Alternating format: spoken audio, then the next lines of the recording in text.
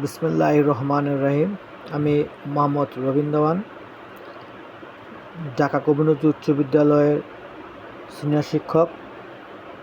আমি 2013 সাল থেকে শিক্ষকতা করছি, এখনও ইনশাল্লাহ আছি।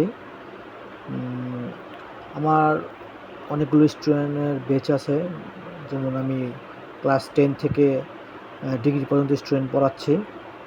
আমার ইন্টারমিডিয়েট স্টুডেন্টের সংখ্যাই বেশি ইনশাল্লাহ। এখন আমার স্টুডেন্টদের অনেক ফ্রেন্ডরা বা অনেকের শুনি যে ওরা আমাকে ওদের বলে যে তোর স্যারকে বলিস আমাকে দূরে থাকি, যে আমাদের অনলাইনে কোনো ক্লাস কিছু দিতে বলে, কারণ ওরা অনেকেই নাকি আইসিটিতে অনেক রেজাল্ট খারাপ করে। তো ইনশাল্লাহ আমি যেটা মনে করি, আইসিটি অত কঠিন কিছু না, অনেক সহজ একটা সাবজেক্ট।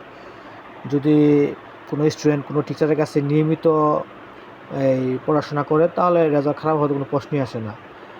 আর মনোযোগ দিয়ে লেখাপড়া করলে তো ইনশাল্লাহ আইসিটিতে পাস পাওয়া অনেক সহজ।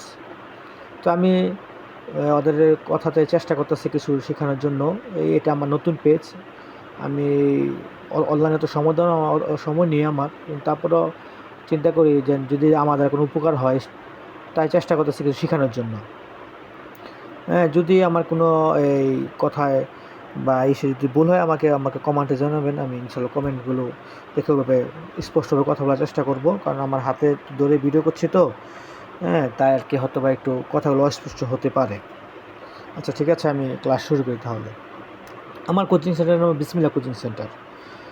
আমার কোচিং সেন্টার ঢাকা জুরাইনে। এখন পেজ খুলছি, পেজের নাম দিয়েছি 10 মিনিটস লার্নিং স্কুল, শ্রেণী একাদশ দ্বাদশ শ্রেণীর জন্য তথ্য যোগাযোগ প্রযুক্তি। অধ্যায় তৃতীয়, অধ্যায়ের প্রথম অংশ সংখ্যা পদ্ধতি। এখন আইসিটিতে প্রথম অংশ সংখ্যা পদ্ধতি কি? সংখ্যা পদ্ধতি জিনিসটা কি? সংখ্যা পদ্ধতি হলো যেই পদ্ধতিতে সংখ্যার গণনা করা যায় বা এর মান প্রকাশ করা যায়, তাকে সংখ্যা পদ্ধতি বলে সহজ ভাষায়।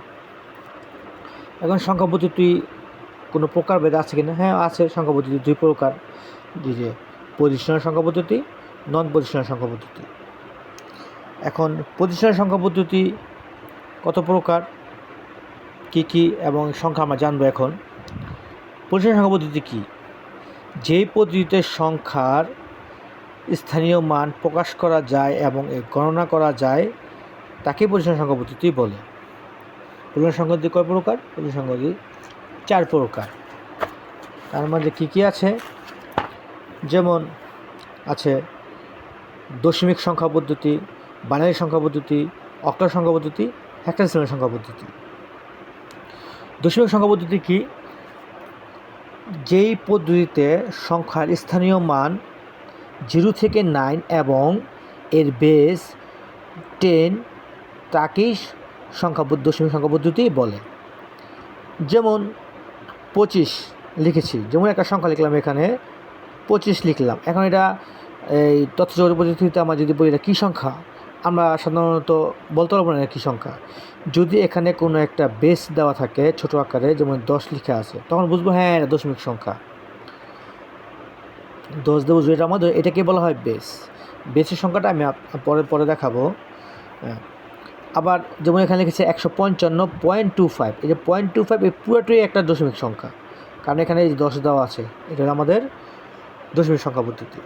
আচ্ছা, দশমিক সংখ্যা পদ্ধতিতে আরেকটু সহজভাবে যদি বলি, আমরা যখন থেকে পড়াশোনা শুরু করেছি, সংখ্যা বলতে শুরু করেছি, যেমন 1, 2 এভাবে বলতে শুরু করেছি, এখন পর্যন্ত আমরা যেই সংখ্যাগুলো আমরা জানি, এগুলোকেই আমরা দশমিক সংখ্যা পদ্ধতি বলে। কারণ আমরা দশমিক সংখ্যা পদ্ধতিতেই আমাদের মনের সব সংখ্যা প্রকাশ করি, বা মনের সংখ্যাগুলো আমরা দশমিক সংখ্যা পদ্ধতিতে প্রকাশ করি। আচ্ছা, এখন আসি বাইনারি সংখ্যা পদ্ধতি। যেই সংখ্যা পদ্ধতির স্থানীয় মান 0 এবং 1 এবং এর বেস 2, যা 2 দ্বারা প্রকাশ করে আর কি, তাকেই বাইনারি সংখ্যা পদ্ধতি বলে। বাইনারি সংখ্যা পদ্ধতিতে আমি কী বলছি যে 0 আর 1 এই দুই সংখ্যা ছাড়া আর কোনো সংখ্যা দ্বারা গঠিত হবে না। হ্যাঁ, কখনো 1-এর জায়গায় কখনো 2 লেখা যাবে না। 1-এর জায়গায় 2 লিখলে ওটা দশমিক সংখ্যা পদ্ধতি হবে, বাইনারি সংখ্যা পদ্ধতি হবে না। বাইনারি হতে হলে 0 আর 1ই থাকতে হবে সংখ্যা, অন্য কোনো সংখ্যা চলবে না। হ্যাঁ, 0 আগেও বসা যায়, কিন্তু আগে 0-র কোনো ভ্যালু নেই, তাই আমরা আগে 0 না লিখলেও হয়। তাহলে আমাদের 1 থেকেই শুরু করি সাধারণত, যেমন 0 1 1 1 0। এই যে বেস দেওয়া আছে 2, এই 2 দিয়ে বুঝছে এটা আমাদের বাইনারি সংখ্যা পদ্ধতি। ওকে, তারপর থাকলো কি আমার অক্টাল সংখ্যা পদ্ধতি আর হেক্সাডেসিমাল সংখ্যা পদ্ধতি। এখন যদি আমি বলি যে অক্টাল সংখ্যা পদ্ধতি কাকে বলে, হ্যাঁ, আমি সংক্ষেপে যদি বলি যে অক্টাল সংখ্যা পদ্ধতি যেই সংখ্যা পদ্ধতির স্থানীয় মান 0 থেকে 7 এবং এর বেস 8 তাকেই অক্টাল সংখ্যা পদ্ধতি বলে। অ্যান্ড অক্টাল সংখ্যা পদ্ধতি প্রকাশ করে কীভাবে, যেমন 2 7 5 লিখে এই যে এখানে একটা 8 লিখলাম, এই যে বেসটা লিখলাম, এই বেসটা দিয়ে প্রকাশ করছে যে এটা অক্টাল সংখ্যা পদ্ধতি। দশমিকও কিন্তু এই সংখ্যা পদ্ধতি আছে, দশমিক সংখ্যা 0 থেকে 9, কিন্তু দশমিক পদ্ধতি 0 থেকে 9 এটাকে দশমিক বুঝবো কীভাবে, 10 লেখা থাকলে, আর অক্টালে বুঝবো কীভাবে, 8 লেখা থাকলে। ওকে, এখন আসি যদি হেক্সাডেসিমাল সংখ্যা পদ্ধতি। হেক্সাডেসিমাল সংখ্যা পদ্ধতি হলো 16টা, 0 থেকে 9 এবং এ থেকে এফ, হ্যাঁ, এগুলো হলো হেক্সাডেসিমালের সংখ্যা পদ্ধতির মান। এখন হেক্সাডেসিমাল সংখ্যা পদ্ধতি প্রকাশ করে কী দ্বারা, হেক্সাডেসিমাল প্রকাশ করে হলো 16 দ্বারা, যেহেতু এই সংখ্যা 16টি, তুমি 0 থেকে 9 পর্যন্ত 10টি এবং এ থেকে এফ পর্যন্ত আছে তোমার হলো এ থেকে এফ পর্যন্ত আছে তোমার হলো 6টি। এই হলো আমাদের 16টি সংখ্যা পদ্ধতি। এখন এর মান কত, এর মান শুরু হয় হেক্সাডেসিমালের সংখ্যা পদ্ধতিতে, এর মান শুরু হয় আমার 10 থেকে, বি শুরু হবে 11, সি হবে 12, ডি হবে 13, ই হবে 14, এফ হবে 15। এই হলো আমাদের হেক্সাডেসিমাল সংখ্যা পদ্ধতি। এটা লেখা থাকে কীভাবে, যেমন এটা লেখা থাকে হেক্সাডেসিমাল সংখ্যা পদ্ধতি কীভাবে থাকে, হেক্সাডেসিমাল সংখ্যা এইভাবে থাকে, যেমন তোমাকে লিখলো যে 2BC, এখানে এই যে 16 দিয়ে প্রকাশ করলো যেটা হেক্সাডেসিমাল সংখ্যা পদ্ধতি। এছাড়া যদি আমরা যেটা লিখি সাধারণত, আমরা যদি বলি এটা কী লিখেছি, আমরা বলবো স্যার যে 2BC কি, আমরা কি বুঝবো, যখন এখানে ব্রেকেট দিয়ে এখানে একটা সংখ্যা বেস ব্যবহার করা হবে তখন বুঝবো হ্যাঁ এটা হেক্সাডেসিমাল সংখ্যা পদ্ধতি, কারণ এখানে 16 দেওয়া আছে।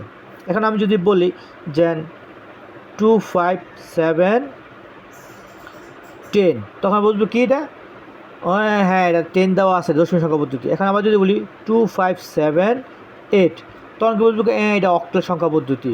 এখন যদি বলি 2 5 7 16, তখন বলবো হ্যাঁ এটা হেক্সাডেসিমাল সংখ্যা পদ্ধতি।